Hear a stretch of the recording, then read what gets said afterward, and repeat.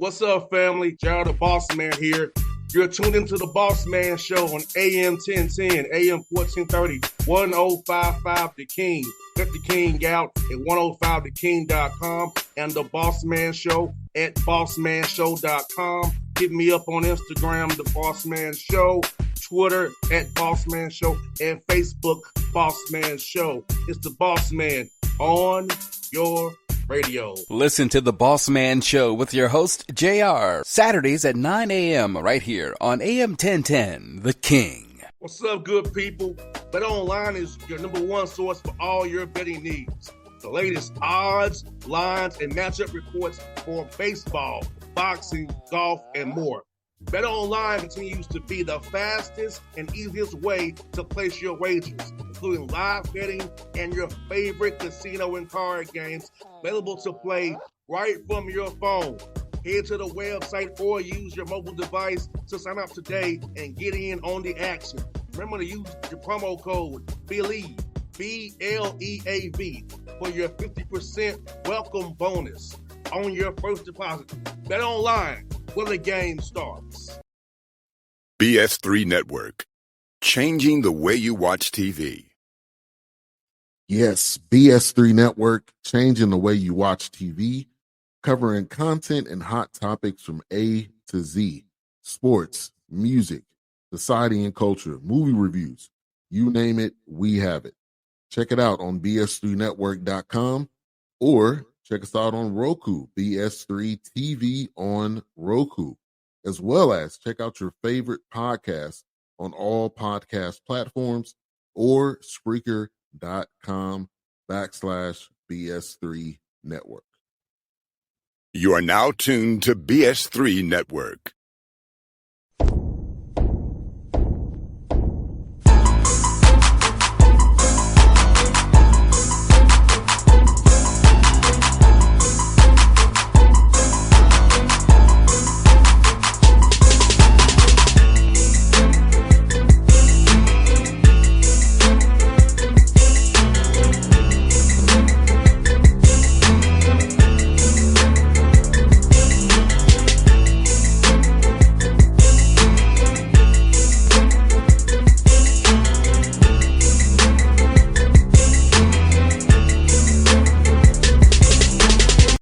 Back on the Bossman Show with Coach Dr. Loeffler here, and the Greyhounds here with me out of the Petri League. You see, man, that's great pull over there, Coach. How you doing, man? How's life up there in Baltimore?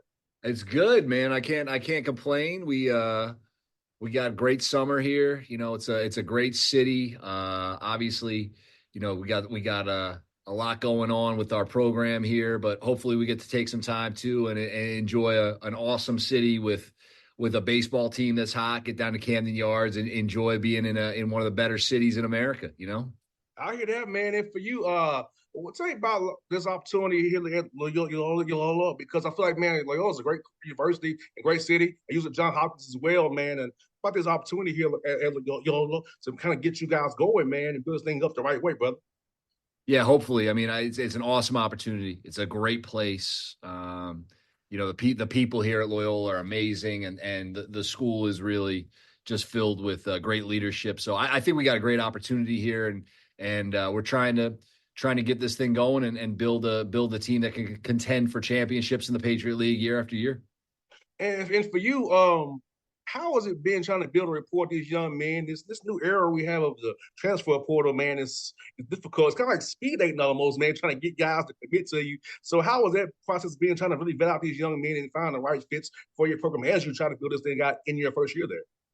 I mean, I think it's a great way to put it. You know, everything now is a little different than it was 5 years ago even. Like, I mean, with the portal and some of the just the changing landscape, I think one of the things that we're trying to do is recruit people who we think fit. You don't always know that for a fact, but I think luckily for us in the spring, everybody that we brought in as a commitment in the spring, we had a connection to somebody, one of their coaches or their mentors or a parent, you know, like, so everybody we brought in, we did have a connection to. And I think when you do that, you increase your ability to get to know the person and to make sure that you're getting a better full rounded picture of like who you're actually recruiting, because it can be really hard sometimes.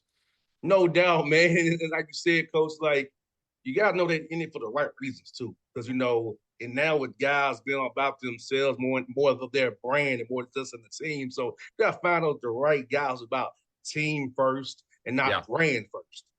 No doubt. I mean, at the end of the day, all of us know that we're nothing without really good players, and it's about the players. It's about the student athletes. But the best part about team, the best part about sports is doing something that's bigger than yourself, right? So we always want to get guys in here who love team, who love their teammates, and want to be part of something bigger than just themselves. No doubt, man. That's the part I miss about competition myself, being around the guys, their camaraderie. Not to get a little bit with talking to guys like yourself every day here on these Zooms for the radio show, but getting in the mix and being around the guys' locker room, man, it's nothing like that feeling in that vibe. There's nothing like it. And anybody who's been a part of it, that's all. You're always trying to get that feel again, right? Like being on a great team that you love to be around. You want that for the rest of your life. So hopefully we can provide that, and that's why I'm in coaching, because I just want to be a part of that as often as I can. And for you in your program, what are some of the pillars of your program you're trying to that are kind of like not negotiables of your program, the pillars that these young men must strive by and abide by to be a part of this great Greyhound program? Yeah, I mean, number one, just we're gonna have we need to have guys who are passionate about the game. Oh yes. And are who love to play and love to compete. We want to be the most competitive, and we want to have guys who are just, really, really interested in getting better all the time and love to be in the gym working. I mean, it's about the work. It's about competing when you're in the gym and competing to get better. So, I mean, that's going to be something that we're always pushing and trying to attract.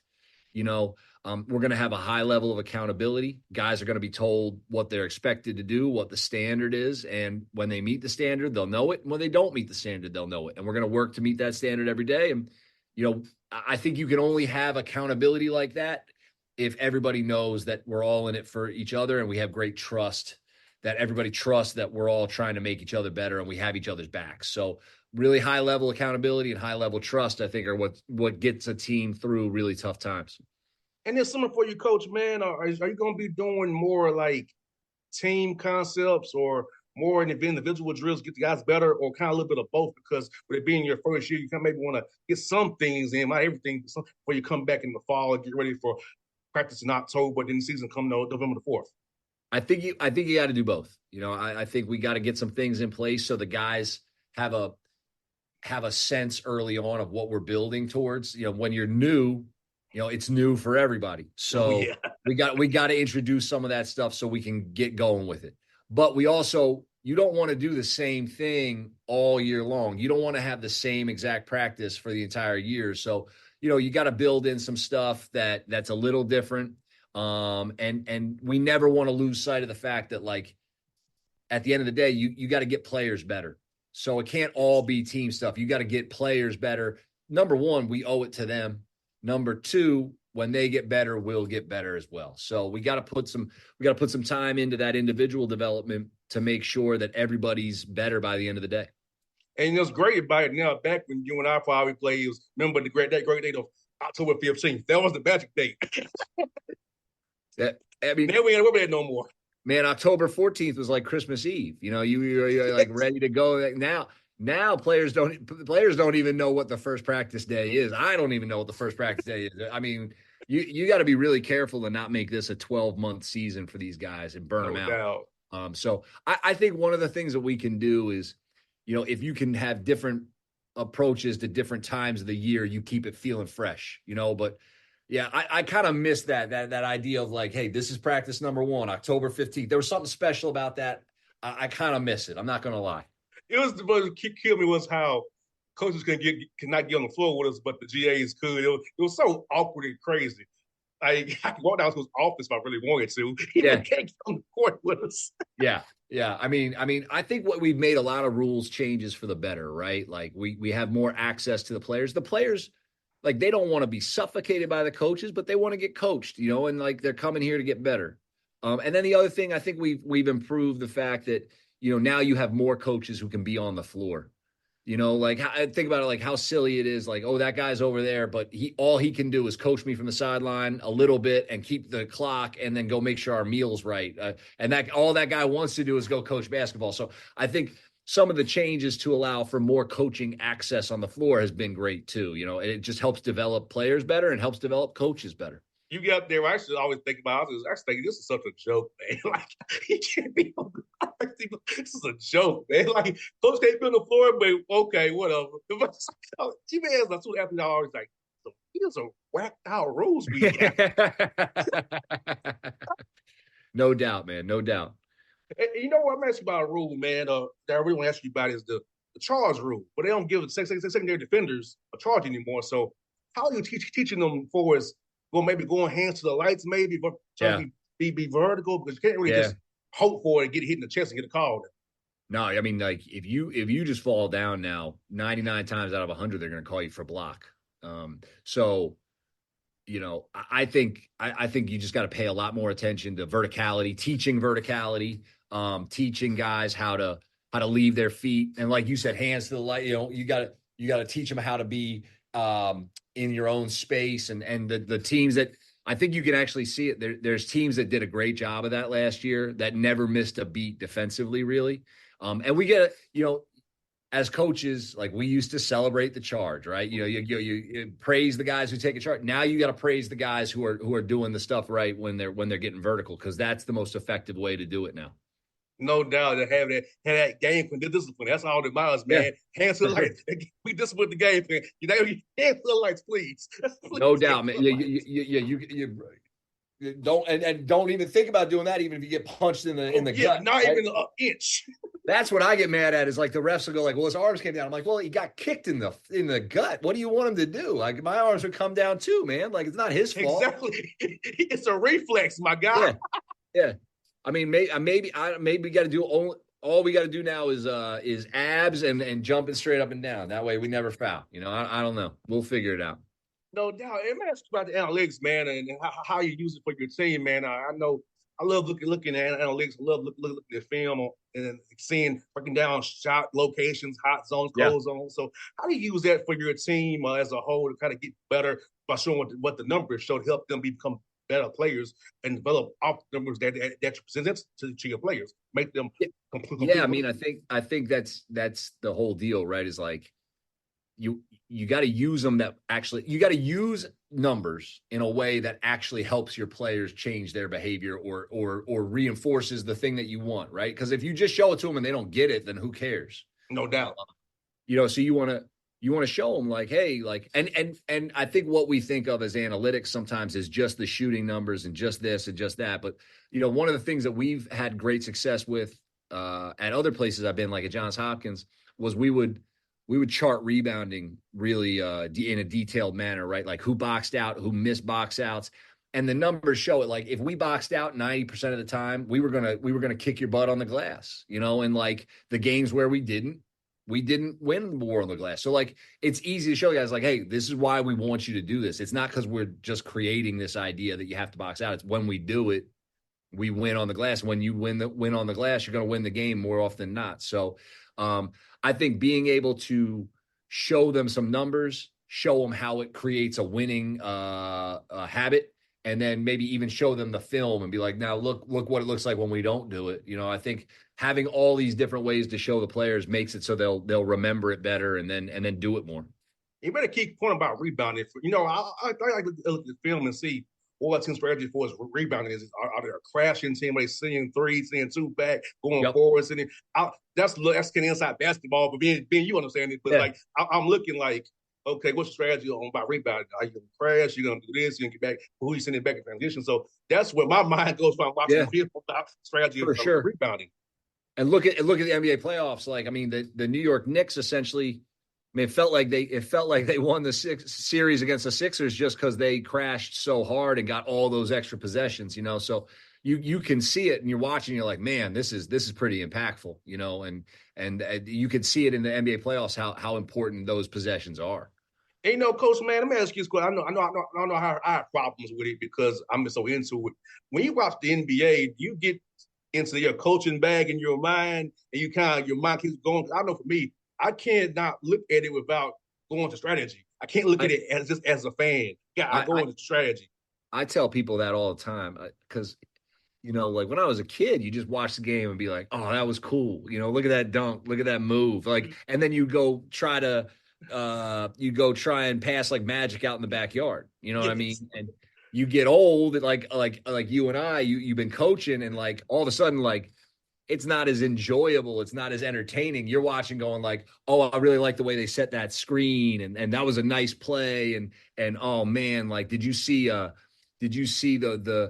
counter that they ran to this? And like that's not as fun to watch a game like that. I mean, I find it fun because it's the way what I put my mind into, but like if you love watching basketball as a fan, getting into it as a coach is a bad way to be a fan. Like you can't be a fan anymore. You You got to can't, analyze man. everything, I have a hard time going to the barbershop because those guys don't know basketball the way I do.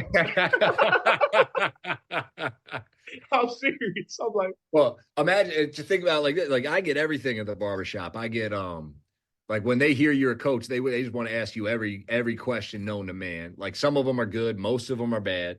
And then the worst thing is when like someone has no idea about sports and you go like, "Yeah, well I coach." And they go, "Oh, well what's your full-time job?" Or like, "What do you do in the off season?" Like, like I'm out here doing this just like every now and then after I get done my 9 to 5, but they don't know. It's just really funny.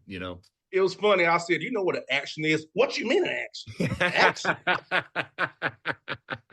You know what a zoom is? A ghost, a reject, a No, I mean stain. you might as well be speaking French. They don't. Yes. It's why, like, if you can't tell me that, you can't talk about ball with me. It's why I tell them in the barbershop. I love that. I love that. That's great. Unless you know what these things are, don't come at me with your opinion. I said, do you know what the strong side even is? I love it. I love it. So that's why I go there, coach. I go to the barbershop 7 in the morning. So I got there Yeah, at 2 no in the one's evening. there. No one's there. Like, got you maybe first takes on and you just get your haircut and watch that, right? Yes, it's me and the elders. I'm just the first one there. And they don't care about basketball. They just Yeah, happy to see me. that's great. That's great. Coach Baskets, man, for you, scheduling games is probably your second hardest job, man. And how has it been trying to get games for you guys with that? We know being a Petro League, can't really get too many home games. They kind of play MTEs and 2-for-1s. How's that been for you, man? You know, you don't get a ton of home games. So like it's bad too. You call everybody and you're like, "Hey, you need a game." And everybody in the country saying the same thing. "Oh yeah, I need a home game." Like, well, no stuff. Everybody needs a home game, right? So like it's almost like you're playing a game of chicken with the other coaches. Like, who's going to flinch and say they'll go on the road first? But the one thing, boss man, the one thing about scheduling right now for me is we only won 7 games last year before I got here. So there's a lot of teams that want to play Loyola right now. So like, I mean, so You're we very got popular right now. we got to change that. I want to be less popular in the scheduling season moving forward. That's what I want. I want fewer people trying to play me is what I'm trying to say. I feel you, man. I feel you. I tell you what, hey, I can only imagine how blows your phone blew up when you got the job. Hey, coach, we'd love to play you, man. Let me see your schedule. Yeah, would love to play you. We got to change that narrative.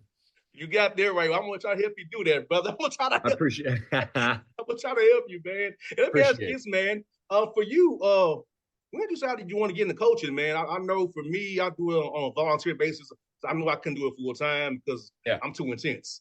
But for you, when decided you want to get into it, man? I think if you ask my parents, they kind of always knew I might get into coaching, even if I didn't. You know what I mean? Because I mean, it's the best sport, man. Basketball. All my memories as a kid were my first memories were in the gym. I was fortunate to grow up around the game. My dad ran the rec league. He was a high school coach. So just being around basketball all the time. And then, I was in college and I was a pretty good student. I went to a good school and a lot of my friends were getting, really high powered jobs in banking and finance. And I thought maybe, like I should have interviewed for those things too. A good friend of mine was like, man, you don't want to do this. Like, you've never shown any interest in this. Like, do what you want to do. Like, and I realized, like, if I got to chase what I love and give it a go. And if it doesn't work out, I can always go back and get like a real job. But I had some people who were like, yo, give it a shot. You love hoops. It's what you've always talked about. You love the most. Like, give it a shot and let's see if it can work. And I'm glad I did it. Man, what you said, man, I knew I didn't want to have a real job, so this radio thing had to work out for me, man. There you go. Yeah. You and I are probably the same now. Like, we don't have any real skills anymore. Like, I can't go get a different job at this point. This is what I got to do. If it doesn't have to do with a radio or a keyboard or a mouse pad or doing the sound, I'm screwed. That's all I can do. That's all I can do now, man. Like, I'll tell you this quick story. My first gig was on the radio from 2 to 6 in the morning. And people would marvel. It's like, you got Coach coming on your show at 3 in the morning? If you believe that, I'll let you go with that. Yeah. Hey, man, fake it till you make it. They were pre-recorded. But like, you got a coach to join you on the show at 3 in the morning? Yeah, I sure did. You got some oceanfront property in Arizona. You're going to sell them too. You know, like exactly. They believe anything. It was so funny, man. People actually thought I had guests coming on that late at night. Like, love it. If you believe it, I'm gonna go with it. You win. Keep it going, man. That's right. Yeah, this for me, Coach. This is year 15 of your show, man. Year 15. Oh, that's great. So yeah, man. I've been doing this 15 years, man. So I love it. Like I said, I couldn't do nothing else but radio and probably coach basketball. Not a bad gig if you can get it. No doubt, Coach, man. It's fun to chat with you, man. I'm glad I get this job, man. I want to send you on the live period, man. We got to stay in contact, man. I'm so out there, man. I'm going to help you out any way I can, brother. Well, I appreciate you having me, and I look forward to seeing you at some of these events. And keep us in mind if you need to fill some airtime in the future too. I sure will, brother. Thank you so much, man. Thank you. BS3 Network, changing the way you watch TV. Yes, BS3 Network, changing the way you watch TV, covering content and hot topics from A to Z, sports, music, society and culture, movie reviews, you name it, we have it. Check it out on bs3network.com or check us out on Roku, BS3 TV on Roku, as well as check out your favorite podcast on all podcast platforms or Spreaker.com/BS3 Network. You are now tuned to BS3 Network. What's up, good people? Bet Online is your number one source for all your betting needs. The latest odds, lines, and matchup reports for baseball, boxing, golf, and more. Bet Online continues to be the fastest and easiest way to place your wagers, including live betting and your favorite casino and card games available to play right from your phone. Head to the website or use your mobile device to sign up today and get in on the action. Remember to use your promo code BELIEVE, BLEAV, for your 50% welcome bonus on your first deposit. Bet Online, where the game starts. What's up, family? Gerald the Bossman here. You're tuned into the Bossman Show on AM 1010, AM 1430, 1055 The King. Check The King out at 105theking.com and the Bossman Show at bossmanshow.com. Hit me up on Instagram, The Bossman Show, Twitter at Bossman Show, and Facebook, Bossman Show. It's the Bossman on your radio. Listen to The Bossman Show with your host, JR, Saturdays at 9 a.m. right here on AM 1010, The King.